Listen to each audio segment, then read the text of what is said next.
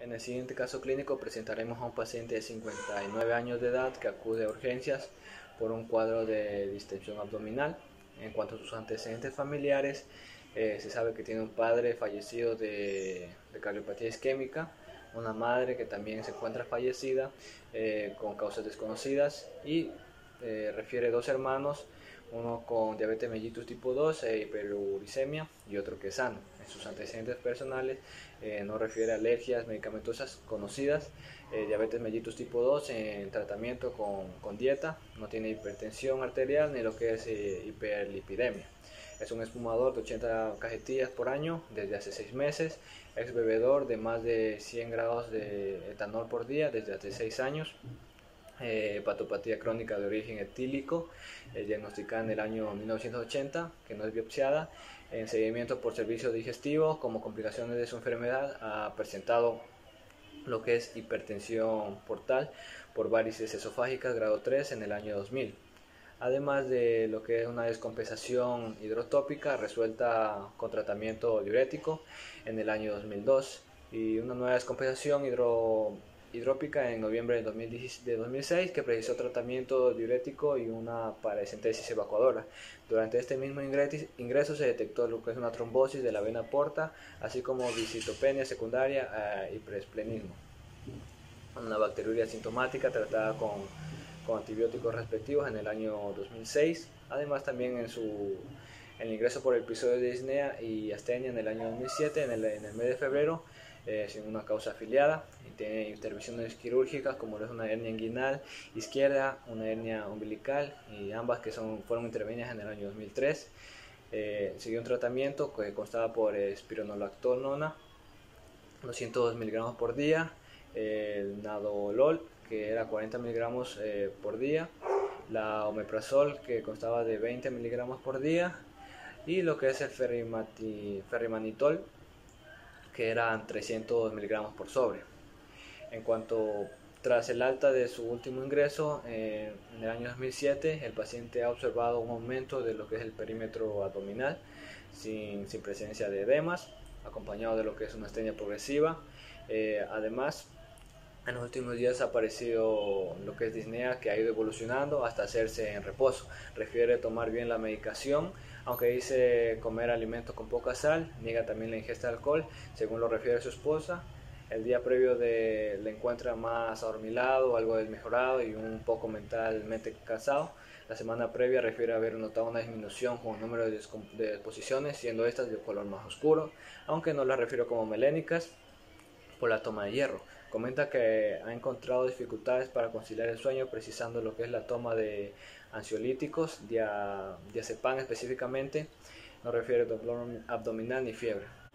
Durante la exploración física, en cuanto a sus constantes vitales, tenemos que tiene una tensión arterial de 90 sobre 50 milímetros de mercurio, una frecuencia cardíaca de 70 latidos por minuto, una frecuencia respiratoria de 16 ventilaciones por minuto. Se encuentra lo que es consciente, desorientado en tiempo y bradisíquico. A la inspección general se observa lo que es ictericia mucocutánea y lo que es asterexis. En cabeza y cuello no presenta lo que son adenopatías, bocio, un aumento de la presión venosa yugular, carótidas rítmicas y simétricas. En el tórax la auscultación cardíaca es normal, rítmicos sin soplos, y en la auscultación pulmonar el murmullo vesicular está conservado. El abdomen a la palpación es blando, depresible y no doloroso. Se detecta lo que es una hepatomegalia no dolorosa de aproximadamente 4 centímetros de borde duro. Se aprecia la circulación venosa colateral, así como la citis de grado 2. En las extremidades inferiores no se detectan edema ni se observan lo que son signos de trombosis venosa. Se palpan bien los pulsos pedios, que son simétricos. Se realizan también tacto rectal sin hallazgos patológicos. Técnicas básicas de exploración. En las técnicas básicas de exploración del abdomen va a haber una alteración en la secuencia habitual, es decir, que se quiere evitar modificaciones en la peristaltis intestinal. Para las técnicas de exploración del abdomen van a quedar inspección, auscultación, percusión y palpación, ya sea superficial o profunda. Para realizar el examen físico del abdomen, el paciente debe haber vaciado su vejiga. El paciente debe tener descubiertas las regiones inguinales. El paciente debe tener las extremidades superiores a los lados del cuerpo y las extremidades inferiores distendidas o en ligera flexión. El paciente va a estar acostado en una camilla y no se debe olvidar realizar la fricción de las manos para evitar incomodidades del paciente. En cuanto a la técnica básica de inspección, en esta se van a evidenciar la forma del abdomen, ya sea plano, excavado o globuloso, como en el caso de la ascitis. Cuando existe un nivel alto de ascitis, este vientre se encuentra globuloso, y cuando existe un nivel bajo de ascitis, se encuentra el vientre llamado vientre de avestruz. También en estos casos, el ombligo se va a proyectar hacia afuera, el cual se va a perder, y este va a presentar la piel blanca, plana y con manchas. Se debe recordar que para un complemento de esta inspección se va a utilizar el test de Valsalva, en el que se le va a pedir al paciente que tosa y se van a proyectar las herniaciones o protrusiones, y por último el test de Chapman, que se le va a pedir al paciente una de sus miembros superiores y se le va a realizar la acción de sentado, donde se van a evidenciar todas las herniaciones o protrusiones. En cuanto a la auscultación, tenemos que esta técnica nos va a ayudar a la detección de ruidos hidroaéreos, sonidos musculares y roces abdominales. Para empezar, debemos posicionar al paciente en decúbito supino, haciendo fricción al estetoscopio. Debemos posicionar el diafragma de este en la región del mesogastrio del abdomen para auscultar estos ruidos hidroaéreos. Cabe mencionar que no es esencial auscultar todos los cuadrantes por completo, salvo los casos en que estos ruidos se encuentren aumentados o disminuidos. Los ruidos hidroaéreos normales son de tono alto, borbojeantes, con una frecuencia normal de 5 a 35 veces por minuto. Existen dos puntos esenciales para poder auscultar estos ruidos, en los cuales destaca la válvula iliocecal y el ángulo de Treitz, en el cual va a reflejar una pequeña estrechez de la luz intestinal, el cual hace referencia a la unión duodeno-yeyunal.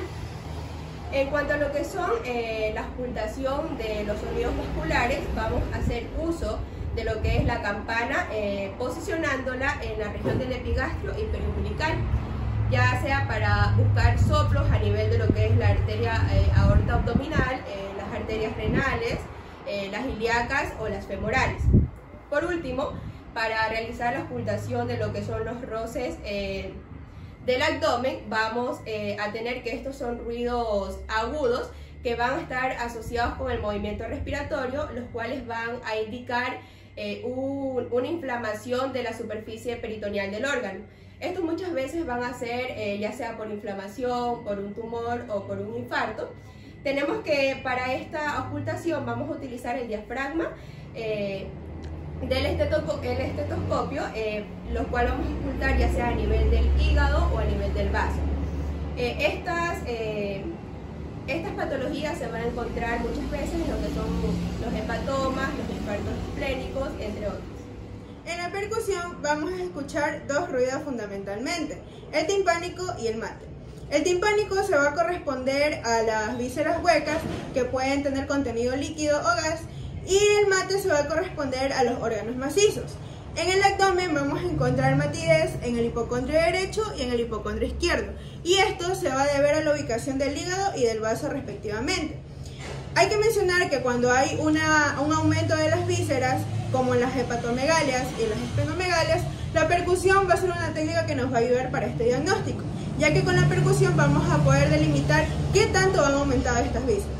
También podemos encontrar matidez, por ejemplo en la fosa ilíaca izquierda, pero en los casos de que exista materia fecal. En la ascitis vamos a escuchar una matidez desplazable, y esto va a depender de la ubicación del paciente. Si el paciente se encuentra en decúbito supino, pues la ascitis la vamos a escuchar en los flancos. Esto no pasa cuando el paciente se encuentra de pie, ya que el líquido ascítico desciende, entonces la matidez la escucharíamos en la parte inferior del abdomen. Hay que mencionar que cuando hay sospechas de ascitis, nosotros podemos combinar dos técnicas de exploración, que en este caso sería la palpación y la percusión para poder realizar la maniobra de Terray.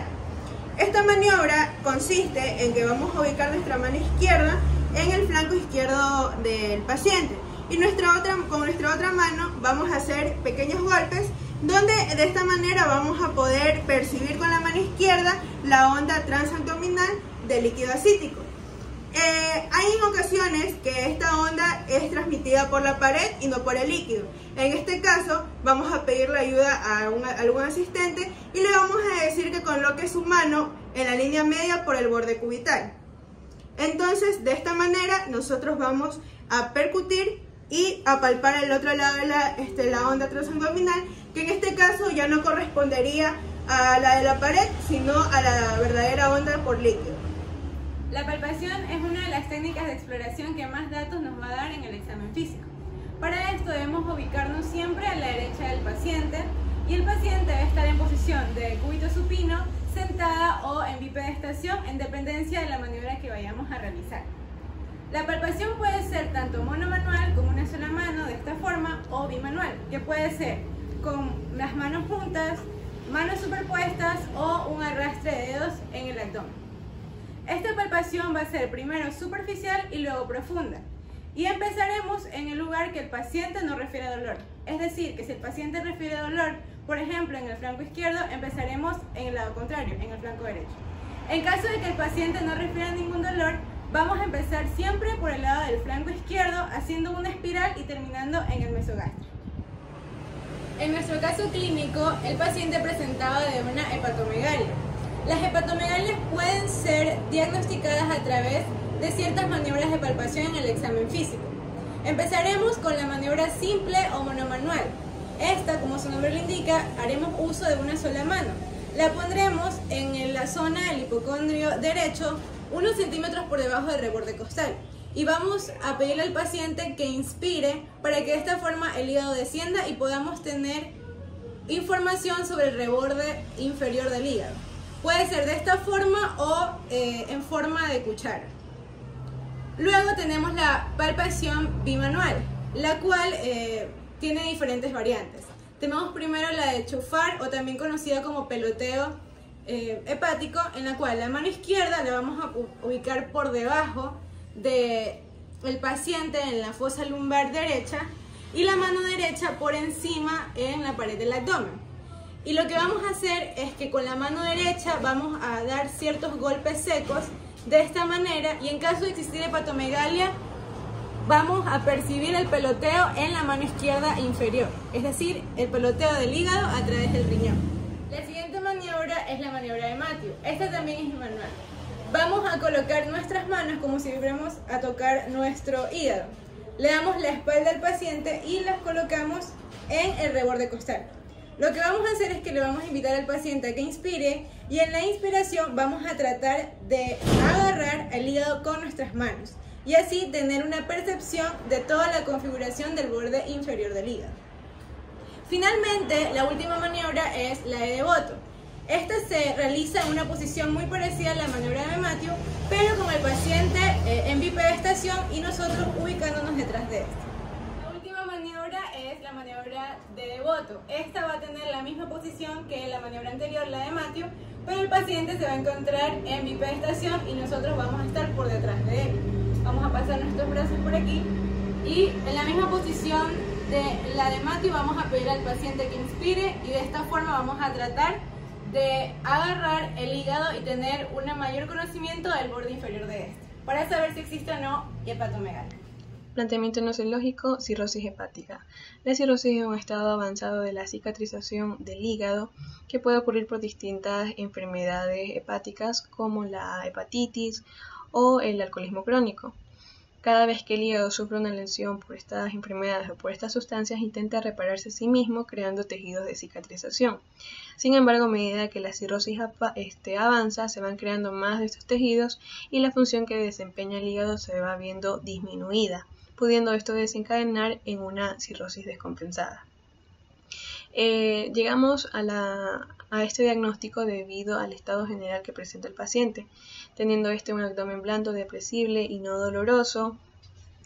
También su estado general se acompaña de debilidad, fatiga, disnea, que llega hasta una disnea de reposo, ascitis, distensión abdominal, alteración general del estado de alerta, y también presenta una astenia progresiva.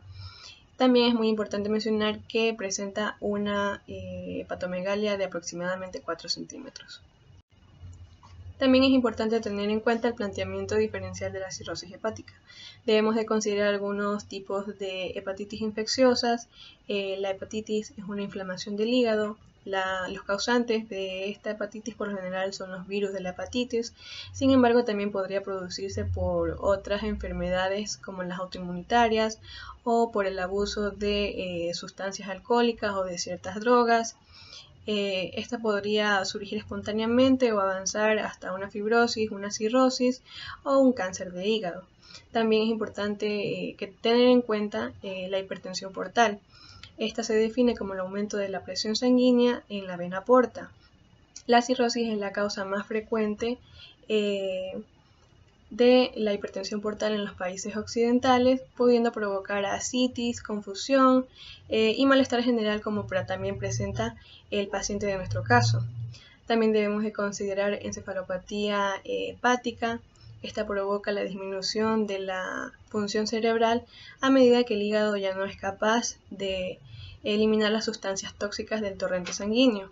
El problema puede presentarse de manera espontánea o podría producirse a lo largo de los años.